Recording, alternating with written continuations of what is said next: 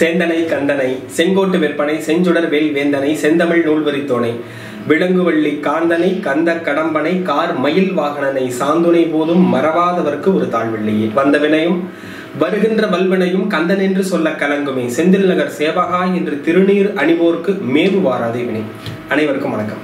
இந்த பகுதியில் நம்ம என்ன பார்க்க போறோம்னா, கடக ராசி மற்றும் கடக லக்னத்திற்கு எதிரியாக யார் வருவார்கள், அதே சமயம் எந்த ராசி நட்சத்திரத்தை இவர்கள் வைத்துக் கொள்ளக்கூடாது, நண்பர்கள் யார், உதவுபவர்கள் யார் அப்படிங்கிறத பத்தி இந்த பதிவுல நம்ம பார்ப்போம்.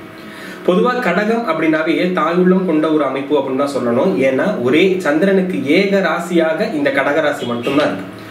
எந்த ஒரு அமைப்புலையுமே சந்திரன் பகையாக போய் நிற்காது 12 ராசிகள்ல. அதாவது அந்த ஸ்தானபல அமைப்புன்னு சொல்லுவோம், நீசம் உச்சம் அந்த மாதிரி சொல்லக்கூடிய அமைப்புல பகை அப்படின்னு ஒரு அமைப்புகளுக்கு இந்த சந்திரன் போகாது.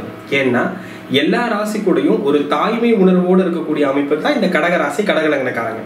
இவங்க மற்றவர்களுக்கு உதவி செய்யணும் அப்படிங்கிறதுல ரொம்ப ஒரு நல்ல மனம் படைத்தவர்களா இருப்பாங்க. ஆனா அன்பார்ச்சுனேட்லி என்னன்னா, இது ஒளி கிரகமா இருக்குங்காட்டி எதிரில் இருக்கக்கூடிய, அதாவது 8ஆம் இடத்ததிபதினு சொல்லக்கூடிய சனி இருள் கிரகம், அதாவது இயற்கையாகவே எதிர் தன்மை கொண்ட அமைப்பு அப்படின்றத நம்ம சொல்ல முடியும். அந்த வகையில இவங்களுக்கு 6-8 ராசிக்காரர்களாக வரக்கூடியவர்கள் எதிரியாக அமைவார்கள். ஒரு மாதிரி ஒரு சலசலப்பை உண்டாக்கக்கூடிய அமைப்பா இருக்கும். குறிப்பா பாத்தீங்கன்னா தனுசு ராசி பிளஸ் கும்பம். இதுல தனுசு ராசி நட்பு கிரகமாக வந்தாலும் கூட ஒரு திருமண அமைப்பிற்கோ அல்லது ஒரு பிசினஸ் பார்ட்னர்ஷிப்புக்கோ கண்டிப்பாக உதவாது அப்படிங்கிறத நீங்க புரிஞ்சுக்கணும். ராசியின் அடிப்படையில மட்டும் இது பார்த்தா போதும், 6-8 ராசி அடிப்படையில.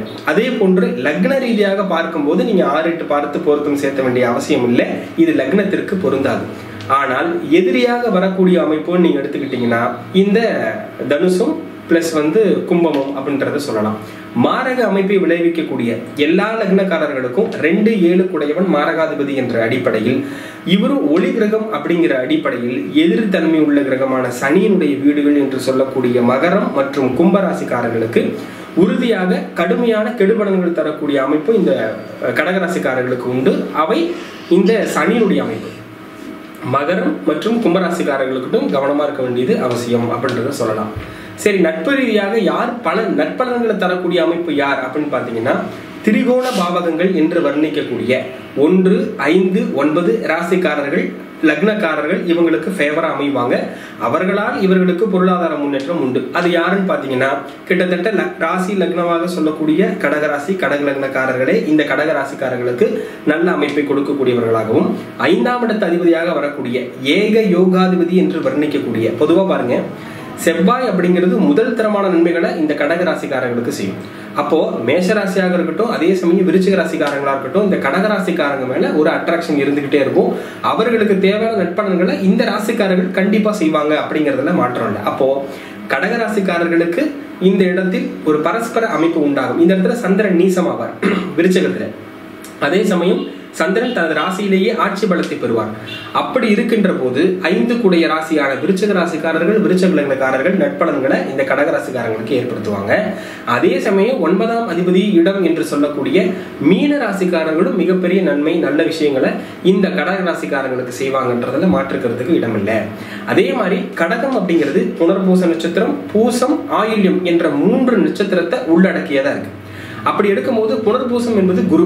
அப்ப அந்த குரு நட்சத்திரம் அந்த சந்திரனுடைய வீட்டுல பிளேஸ் ஆயிருக்கக்கூடிய இந்த காம்பினேஷன் மிகப்பெரிய வெற்றிகளை, வழக்குகளை எதிர்கொள்ளக்கூடிய வழக்குரைஞர்களாக இருக்கட்டும், அதே சமயம் ஒரு காம்படிஷன் எக்ஸாம் எழுதக்கூடியவங்களா இருக்கட்டும், நல்ல நேர்த்தியான முறையில அதை எக்ஸ்போஸ் பண்ணக்கூடிய கெப்பாசிட்டி இந்த புனர்பூச நட்சத்திரம் கடகராசிக்காரங்களுக்கு இருக்கும்.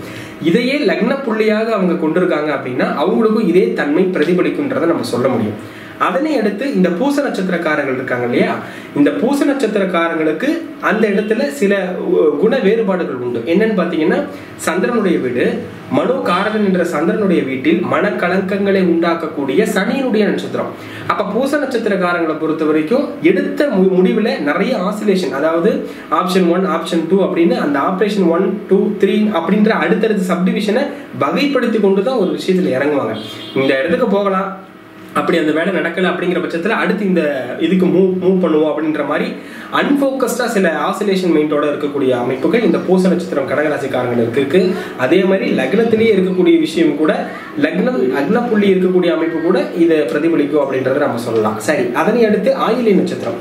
ஆயில்யத்தை பொறுத்த வரைக்கும் புதனுடைய அமைப்பு இல்லையா, புதன் சந்திரன் மனக்கணக்கங்கள் உண்டாகக்கூடிய அமைப்புகள் இந்த ஆயில்ய நட்சத்திரத்துக்கு உண்டு. ஆனா எடுத்த காரியம், எடுத்த விஷயத்துல ரொம்ப கால்குலேட்டிவ் மைண்டா இதை பண்ணுவோம் அப்படின்னு செய்யக்கூடியதுல ரொம்ப எக்ஸ்ட்ராடினரியா இருப்பாங்க.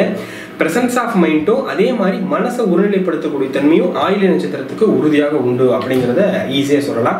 பொதுவாக அது மாமியாருக்கு ஆகாது அப்படின்ற மாதிரி சொல்லுவாங்க. அப்படியெல்லாம் எதுவும் கிடையாது. எந்த நட்சத்திரமும் வேறு ஒருவரை தாக்குவதற்கு வழியே இல்லை. ஏனென்று சொன்னால் ஒவ்வொரு நட்சத்திரமும் அந்தந்த நட்சத்திரம் மட்டுமே பலன் தருவது அல்ல.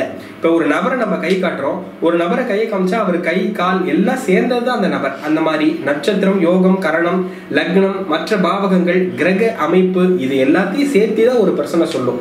அதனால ஒருவருடைய நட்சத்திரம் இன்னொருத்தரை தாக்கும் அப்படின்ற மாதிரி சொல்ல முடியாது. ஈவன் அது ராசிக்கு வேணா சில விஷயங்கள் பேசிக்கா பொருந்துமே தவிர்த்து வெறுமன பியூரா நட்சத்திரங்கள் மட்டும் தனித்து செயல்படுவது கிடையாது அப்படிங்கிறத நீங்க புரிஞ்சுக்கணும். அதே சமயம் இந்த ராசி, இந்த லக்னங்கள்ல பிறந்தவங்க பாத்தீங்கன்னா நீர் ஓடை, நீர் நிலைகள்ல இருக்கக்கூடிய மாரி அம்பிகையை வழிபட்டா மிகப்பெரிய ஒரு மேன்மை உண்டாகும் அப்படிங்கிறதுல மாற்றுக்கிறதுக்கு இடமில்லை. கிராம தேவதைகள் என்று அழைக்கக்கூடிய பச்சையம்மன், பெரியாண்டச்சி போன்ற இந்த மாதிரி இதர பெண் தெய்வங்களை பிரார்த்தனை பண்ணும்போது மிகப்பெரிய முன்னேற்றத்தையும் செல்வநிலையும் இந்த கடக மற்றும் கடக ராசி மற்றும் அந்த கடக லக்னக்காரர்கள் அனுபவிப்பாங்க அப்படிங்கிறதுல எந்த மாற்றுக்கிறதுக்கு இடமில்லை. அப்போ இந்த கடகத்தினுடைய அமைப்பை பொறுத்த வரைக்கும் இவங்களுக்கு யோகத்தை செய்யக்கூடிய அமைப்பை நம்ம சொல்லிட்டோம். ஈவன் சிம்ம ராசி கூட பரஸ்பரமாக நல்ல நிலைமையில் இருக்கக்கூடிய அமைப்புகள் உண்டு. சிம்ம லக்னம். ஏன்னா சிம்ம லக்னக்காரங்க சொல்லக்கூடிய ஆளுமை திறமையை உள்வாங்கி கொண்டு செயல்படக்கூடிய திறன் இந்த கடகராசி கடகலங்கரக்காரங்களுக்கு உண்டு. அப்படிங்கிறதுனால திருமண பொருத்தத்திலையும் மிக முக்கியமா இதை கவனிக்க வேண்டியது அவசியம் அப்படின்றத தெரிவிச்சுக்கிறேன். நான் சொன்ன மாதிரி மாரி அம்பிகை இது போன்ற பெண் தெய்வ வழிபாடு மிகப்பெரிய முன்னேற்றத்தை இந்த கடகராசி கடகலக்னக்காரர்களுக்கு ஏற்படுத்தும். எதிரி அமைப்புகளை சொல்லக்கூடியது 6, 8 ராசிகள். நட்பு அமைப்புகளை சொல்லக்கூடியது 1, 5, 9 கூடிய ராசிகள் அப்படிங்கிறத இந்த இடத்துல உறுதியா சொல்லிக்கிட்டு மீண்டும் ஒரு நல்ல தகவலோடு உங்களை சந்திக்கிறேன். நன்றி, வணக்கம்.